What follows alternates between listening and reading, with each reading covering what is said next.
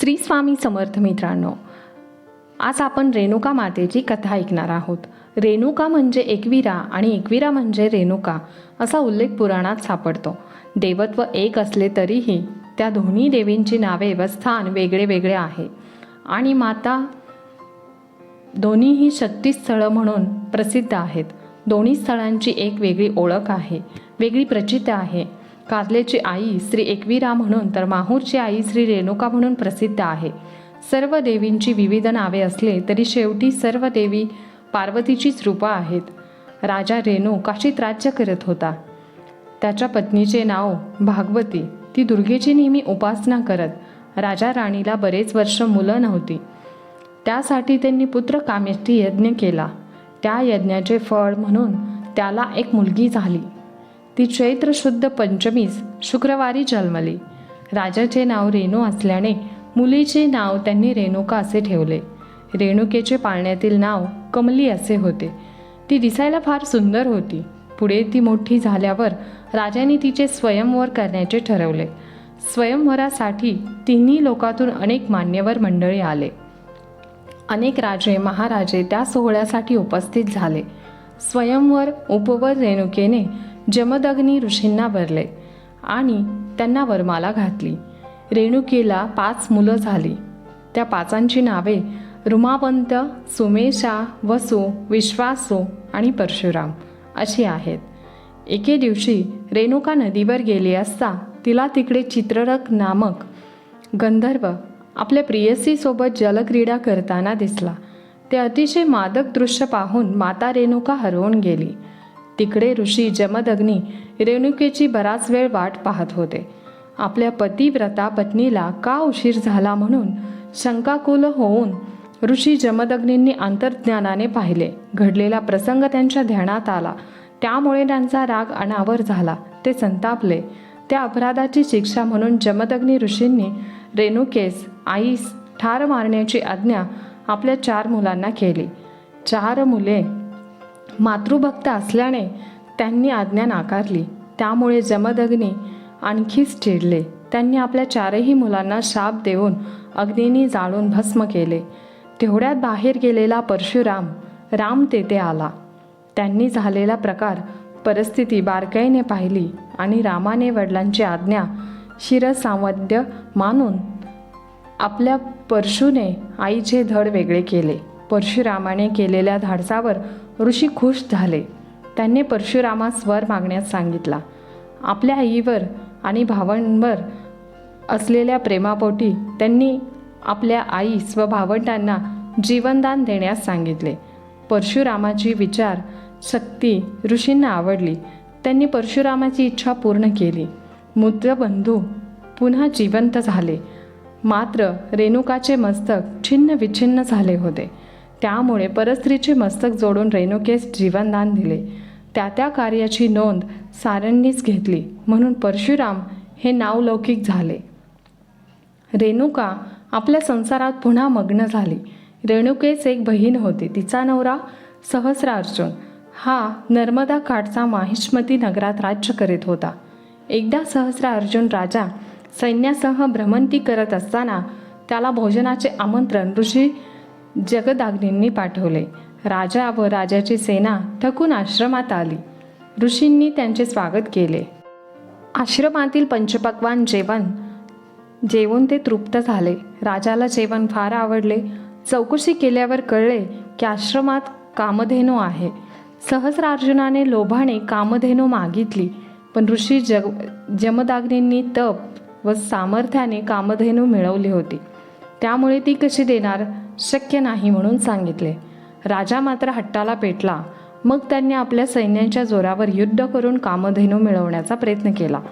परंतु कामधेनूच्या शक्तीने आश्रमवासियांनी सहस्रार्जुनास पिटाळून लावले. राजाने तेथून पळ काढला, पण त्यामुळे राजा खूप चिडला. राजेचा झालेला पराभव त्याला सहन होईना म्हणून डाव ठरलेल्या सापासारखा राजा सहस्रार्जुनाने जगदाग्नी ऋषींच्या आश्रमावर अचानक हल्लाबोल केला. अचानक झालेल्या हल्ल्यात ऋषी जमदग्नींचा वध केला. नंतर मेहुणी रेणुकेवर 21 वार केले. त्यावेळी तिथे नव्हता. परशुराम आल्यावर त्याला ते दृश्य दिसले. ते फार विचित्र होते. आश्रमाची पडझड झाली होती. सर्व परिसर अस्तव्यस्त झाला होता. तर एका बाजूस जन्मदात्या पित्याचे प्रेत पाहून परशुराम निशब्द झाले. तेव्हा रेणुका माता उद्गरली, हे क्षत्रिय सहस्र अर्जुना, माझा पराक्रमी राम 21 वेळा ही पृथ्वी निक्षत्रिय करेल. परशुरामाने आपल्या आईचे इच्छा व दिलेला शब्द पाळता त्यांनी असं वचन दिलं की मी तुझी इच्छा पूर्ण करेल.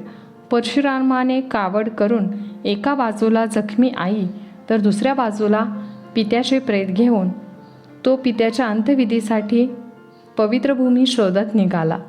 सह्याद्री पर्वताच्या पायथ्याशी माहूर गंगेच्या तीरावर नांदेड जिल्ह्यात किनवट तालुक्यात पोहोचला. हाच परिसर आपल्या पित्याच्या अंत्यविधीसाठी योग्य समजून मृत पित्यास अग्नी दिली. माता रेणुका त्यात सती जाण्यास निघाली. आपली माता आपल्याला सोडून सती चालली आहे हे परशुरामाला पाहावेना. तो फार दुःखी झाला. त्याला तो क्षण आठवला. वडिलांच्या सांगण्यावरून आपण आपल्या आईचा शिरच्छेद केले होते, पण वडिलांनी दिलेल्या वरामुळे ती पुनर्जीवित झाली होती. पण आत्ताचा प्रसंग वेगळा होता. आई रेणुका माता जखमी अवस्थेत होती आणि वडील मरणावस्थेत, आणि त्यातही आई सती चालली होती. एकाच वेळी इतके दुःखद प्रसंग परशुरामावर आले. त्यामुळे तो व्याकुळ झाला. रेणुकेने आपल्या मुलाचे मन जाणलं. तिने त्याला खूप उपदेश केले. त्यामुळे परशुराम स्थिरावला. मातेच्या आज्ञेने त्यांनी पित्याच्या चितेस अग्नी दिली. नंतर त्याच चितेत आपली आई सती जाणार. हृदयभेदक तो प्रसंग पाहायला लागू नये म्हणून परशुराम तेथून दूर गेला. 6 दिवसांनी माता पित्याचे क्रियकर्म करण्यासाठी माहूर येथे आला. प्रत्यक्ष दत्तात्रेयांच्या हस्ते श्राद्धविधी पार पडले. माहूर गडावरील प्राचीन मंदिरात रेणुका अर्थात एकविरा देवीची मूर्ती आहे. मातेची स्मृती म्हणून परशुरामाने ही मूर्ती स्थापन केली. आईला दिलेले वचन पूर्ण करण्यासाठी परशुराम शंकराकडे शस्त्र अस्त्र विद्या शिकण्यासाठी गेला. तिथे त्याने तलवार धनुष्यबाण भालाफेक परशु चालवण्यात प्रावीण्य मिळवले. त्याने स्वबळावर सैन्य उभे केले आणि पहिले आक्रमण माहिष्मती नगरातील राजा सहस्रार्जुनावर केले. त्याचा निपात करून इतर समाजद्रोही 20 जणांना त्याने पराभूत केले. आपल्या परशुरामाने प्रचंड पराक्रम केले आणि खऱ्या अर्थाने रामाचा तो परशुराम झाला. याच वेळी गणपती आणि परशुरामाचंही युद्ध झालं आहे. परशुरामाची श्रीरामाची भेट झाल्यावर परशुराम संन्यासी व तपस्वी झाले.